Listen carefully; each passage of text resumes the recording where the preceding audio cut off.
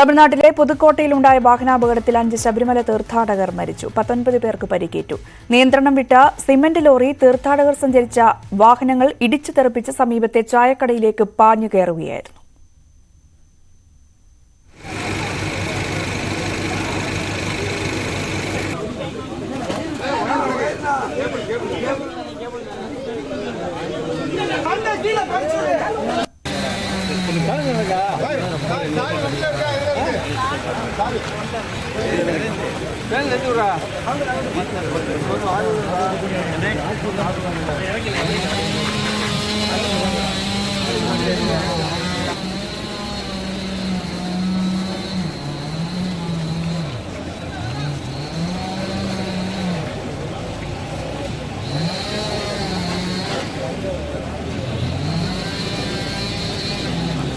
രാകേഷ് വാർത്തയുടെ വിശദാംശങ്ങൾ പങ്കുവയ്ക്കും.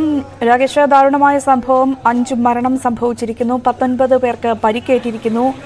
എങ്ങനെയാണ് അപകടമുണ്ടായത്? എങ്ങനെയാണ് കൂടുതൽ വിശദാംശങ്ങൾ? രഞ്ജിനി, അരിയല്ലൂരിൽ നിന്ന് ശിവഗംഗയിലേക്ക് പോവുകയായിരുന്ന സിമന്റ് കയറ്റി വന്ന ലോറിയാണ് അപകടത്തിന് കാരണമായത്. നിയന്ത്രണം വിട്ട ലോറി ഇന്ന് പുലർച്ചെ വഴിയോരത്തുള്ള ചായക്കടയിലേക്ക് പാഞ്ഞു കയറുകയായിരുന്നു. ഈ സമയം 3 വാഹനങ്ങളിലായി 25 തീർത്ഥാടകർ അവിടെ ഉണ്ടായിരുന്നു. അതായത് ഈ ശബരിമലയിലേക്കുള്ള യാത്രക്കിടെ സംഘം ചായ കുടിക്കാൻ ചായക്കടയ്ക്ക് മുന്നിൽ നിർത്തിയിരിക്കുകയായിരുന്നു. ഈ സമയമാണ് ലോറി പാഞ്ഞു കയറി അപകടമുണ്ടായത്. 5 പേർ സംഭവ സ്ഥലത്ത് വെച്ച് തന്നെ മരിച്ചു, 19 പേർക്ക് പരിക്കേറ്റു.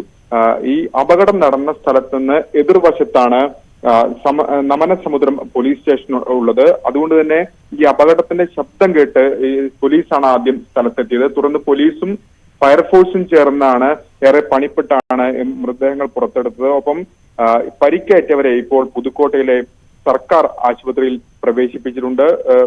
മൃതദേഹം ഈ ആശുപത്രിയിൽ തന്നെയാണ് സൂക്ഷിക്കുകയും ചെയ്തിരിക്കുന്നത്. ഏതായാലും ദാരുണമായ സംഭവമാണ് ഇപ്പോൾ പുതുക്കോട്ടയിൽ ഉണ്ടായിരിക്കുന്നത്.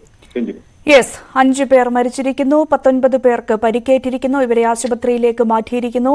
ശബരിമല തീർത്ഥാടകർ സഞ്ചരിച്ച വാഹനത്തിന് നേരെയാണ് ഇത്തരത്തിലൊരു സിമന്റ് ലോറി പാഞ്ഞു കയറി അപകടമുണ്ടാകുന്ന രീതിയിലേക്ക് കാര്യങ്ങൾ മാറി.